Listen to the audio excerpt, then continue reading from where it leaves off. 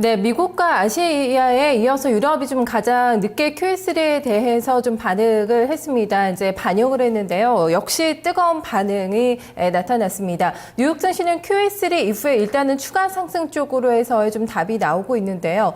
고점을 뚫어내는 힘, 상당히 기술적인 힘이 강한 모습 나타나고 있습니다. 주말에 어떤 또 중요한 뉴스 나와 있는지 확인해 보겠습니다. 이투데이 민태성 부장입니다. 부장님 안녕하세요. 안녕하십니까? 네, 반갑습니다.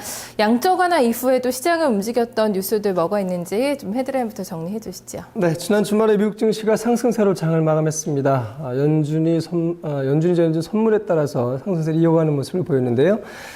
특히 증시가 올랐습니다만 국제시장의 움직임에도 주목을 해야 될 것 같습니다. 양적 완화의 효과가 이어지면서 국채 가격은 급락세를 나타냈습니다.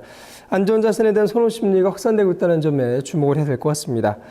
지난 주말에 주요 지표가 또 일제히 나왔습니다. 지표 결과는 혼조세를 보였는데요. 제조업 지표는 부진을 나타냈고 소비 지표가 살아나면서 연말 경기에 대한 기대감도 다시 한번 커졌습니다.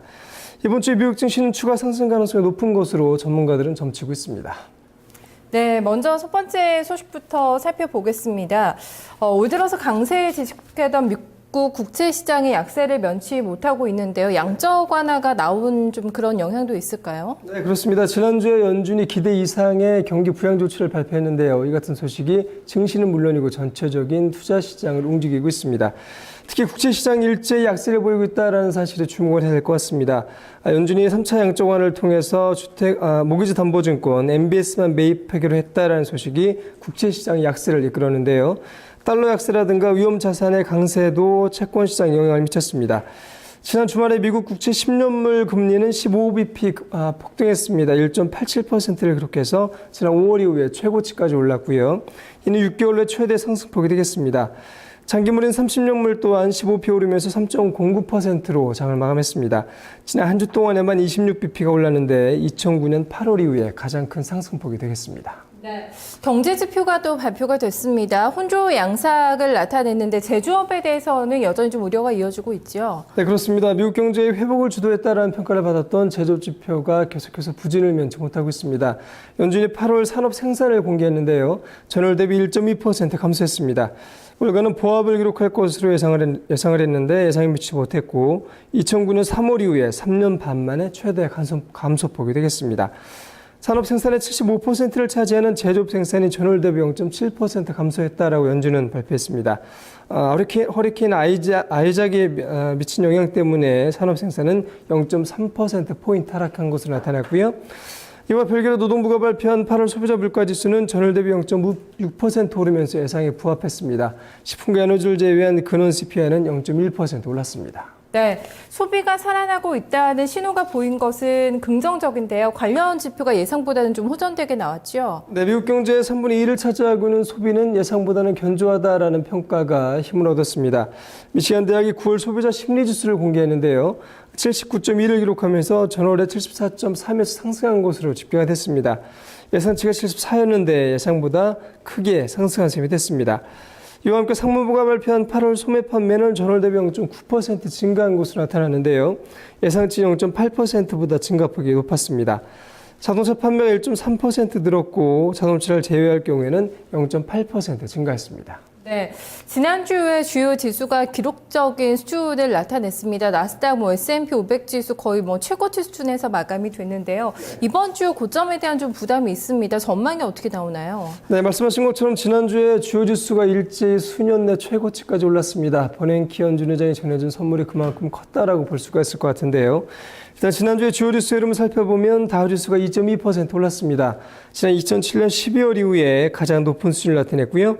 S&P 500 지수가 1.9%, 나스닥 역시 1.5% 올랐습니다. 전문가들은 버냉키 효과가 이번 주에도 이어지지 않겠는가라고 내다보고 있는데 일단 막대한 유동성 공급으로 경기 회복도 가속화할 수 있을 것이다라는 기대감도 커질 것으로 보입니다. 그러나 지난 주말에 진정되는 듯 했던 중동의 반미 시위가 부담이 될 수 있다는 지적도 나오고 있고요. 이 같은 상황이 악화된다면 유가의 상승 압박 요인이 될 수 있다라고 전문가들은 지적하고 있습니다. 네, 이번 주에 나오는 지표적인 부분들 잘 확인해 봐야 될 것 같습니다. 추가 상승이냐 좀 조정이냐 기로에 서 있습니다. 연준의 총재들 주요 관계자들도 이번 주에 또 공개적인 석상에 좀 많이 모습을 나타내죠. 어떤 코멘트가 나오느냐 상당히 좀 중요한 변수가 될 것 같습니다. 네, 그렇습니다. 말씀하신 말씀하신 것처럼 연준의 주요 정책 당국자들의 발언에도 계속해서 주목을 해야 될 것 같습니다.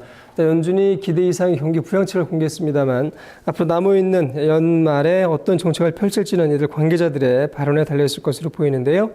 먼저 15일에는 데니스 로카트 엔트랜다 총재가 고용 컨퍼런스에 참석하고 같은 날 블룸 라스킨 연준 이사가 필라델피아에서 연설을 갔습니다. 또 18일에는 윌리엄 더들리 뉴욕 총재와 함께 제프리 러커 리치먼드 총재가 발표하고요. 19일에는 최근 경제에 대해서 유난히 좀 말이 많은 그런 총재가 되겠습니다. 리처드 피셔 댈러스 총재가 연설을 가질 예정입니다. 네, 경기 동향 이번 주에 나오는 경제 지표, 그러니까 QS3에 나오는 지표에 상당히 또 관심이 고조가 되고 있거든요. 이번 주에는 어떤 지표 좀 봐야 될까요? 네, 이번 주에도 주요 경제 지표가 일제히 공개가 될 예정입니다. 특히 주택 관련 지표에 주목을 해야 될 것 같고요. 17일에는 9월 뉴욕 제조업 지수가 공개가 되고 18일에는 2분기 경상수지 데이터가 나올 예정입니다. 19일에는 8월 주택 착공이 발표가 되고요. 전월에 마이너스 1.1%를 기록한 이후에 2.6%로 좀 호전될 것으로 기대가 되고 있습니다. 또 이날 8월 건축 허가와 함께 8월 기존주택 매매가 발표를 앞두고 있습니다. 20일에는 8월 경기 선행지수가 발표될 예정입니다. 네, 오늘 뉴스 잘 들었습니다. 고맙습니다. 감사합니다. 네, 주말에 나왔던 주요한 뉴스들을 좀 간추려서 정리를 해봤습니다.